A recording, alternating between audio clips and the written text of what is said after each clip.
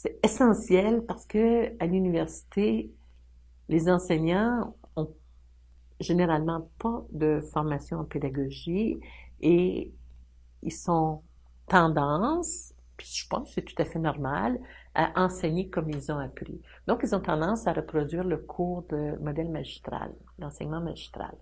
Et ça, pour faire ce virage-là, c'est comme pas nécessairement facile.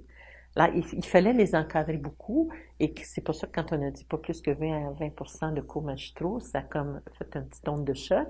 Et là, on a dit, bon, mais il y a quelqu'un qui va être là pour vous aider, là. Et il a fallu euh, aider beaucoup pour essayer de trouver des techniques alternatives et les intégrer, les bonnes techniques au bon moment. Il suffit pas de dire, ben, j'ai un outil, j'ai une boîte à outils, j'ai 40 techniques, oui, mais laquelle je vais choisir, t'sais.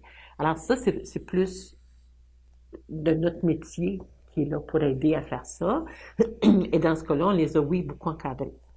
Et chaque équipe, vraiment, il y a pas une équipe qui a fait ses cours tout seul.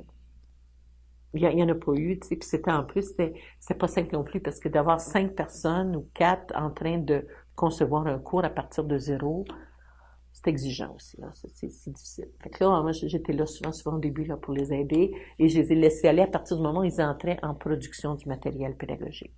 Parce que là, ils étaient comme à l'aise, puis ils me consultaient au besoin après. Mais toute la période micro-design, même chaque cours avait son macro-design, puis ensuite son micro-design.